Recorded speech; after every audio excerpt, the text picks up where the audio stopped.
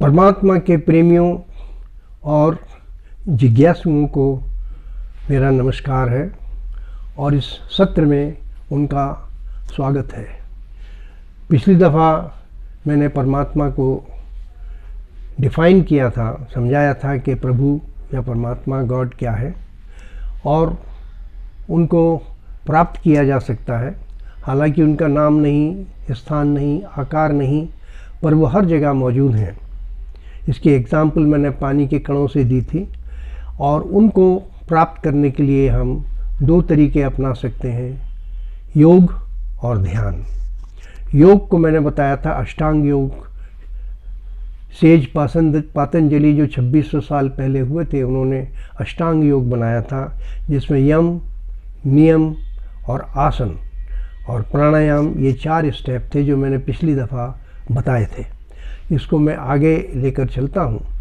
प्राणायाम जो है उससे सांसों का कंट्रोल बहुत ज़बरदस्त होता है और एक प्राणायाम इतनी ज़बरदस्त चीज़ है कि बहुत से ऋषियों ने भारतवर्ष के अंदर केवल आधा 1 घंटा प्राणायाम करके ही अपनी आध्यात्मिक शक्ति को जागृत कर लिया था।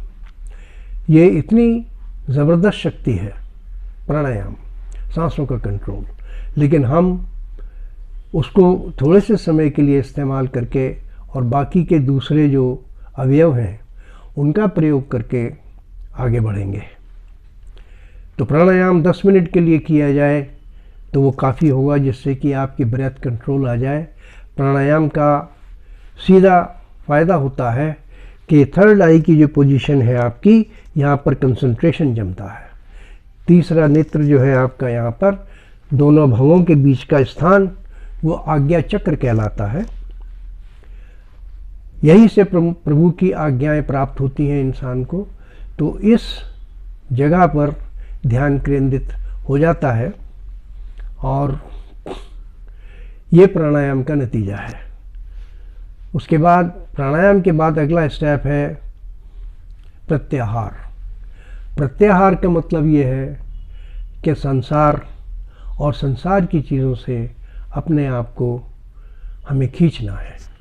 जब तक हमारा ध्यान संसार की चीज़ों में रहेगा, जब तक हमारा ध्यान इस बात में रहेगा कि एक मकान है, एक की जगह 2 मकान बना लो, 2 की जगह 3 मकान बना लो, एक कार है, आप चाहोगे 2 कार हो जाएं, संडे को सफ़ेद रंग की कार, मंडे को लाल रंग की कार, ट्यूसडे को तीसरे रंग की कार, और इसी तरह से जिन्हें अपोजिट सेक्स में इंटरेस्ट है वो भी उसको ज़्यादा बढ़ाना चाहते हैं कि एक नहीं 2 रिलेशन बने, 3 रिलेशन बने, और घूमने का शौक़, ये सारी चीज़ें, और धन, अभी 1 लाख रुपया है मेरे पास, 1 करोड़ हो जाए, 10 करोड़ हो जाए, ये हैं डिज़ायर्स, इच्छाएं सांसारिकता को प्राप्त करने की। और आपको ये समझना चाहिए कि जब हमारी मृत्यु होती है, हम जब शरीर को त्यागते हैं, तो ये सारे मकान, ये सारे दुकान, कारें, स्त्रियां और जो बैंक बैलेंस है, ये सब का सब यहीं रह जाता है।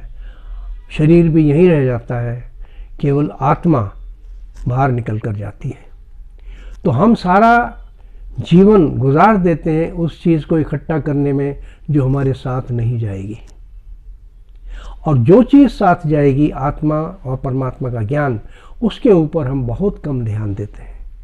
इससे क्या होता है?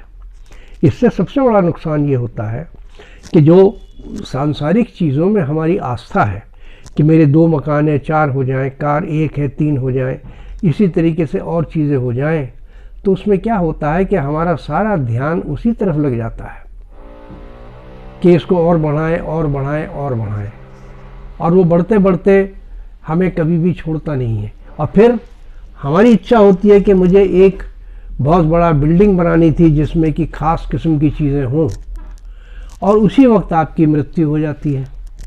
तो क्या होता है कि जो अधूरी इच्छा थी आपकी, इनकम्प्लीट डिज़ायर उस बिल्डिंग को बनाने की, उसको लेकर के आप मर जाते हैं और वो आत्मा के साथ में वो डिज़ायर आपकी ऊपर चली जाती है, शरीर यही रह जाता है।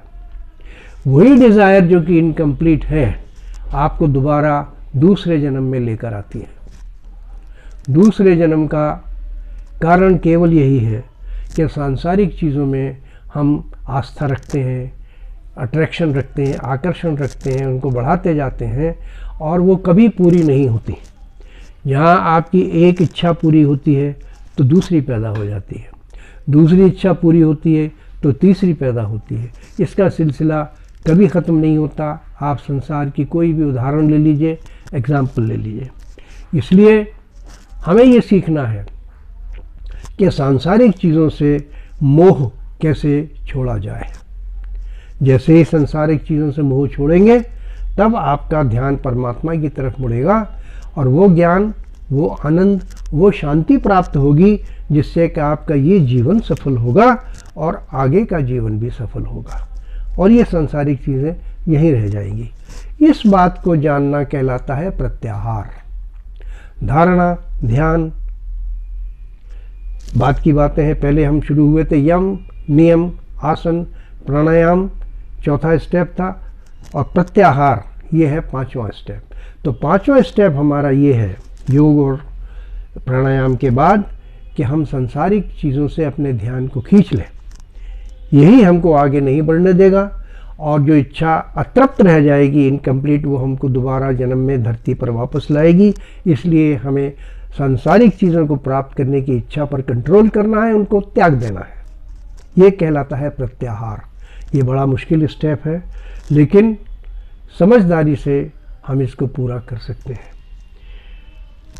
गौतम बुद्ध जो कि बहुत बड़े ज्ञानी थे, 7 साल में ध्यान लगाने के बाद जिन्हें परमात्मा की और सच्चाई की प्राप्ति हुई, उनसे किसी ने ये पूछा कि सर, आप थोड़े से थोड़े शब्दों में जो ज्ञान प्राप्त हुआ है, जो संसार में दुख लोगों को मिलता है, जो आते हैं परेशान होते हैं, इसका कारण थोड़े से थोड़े शब्दों में हमको बता दीजिए।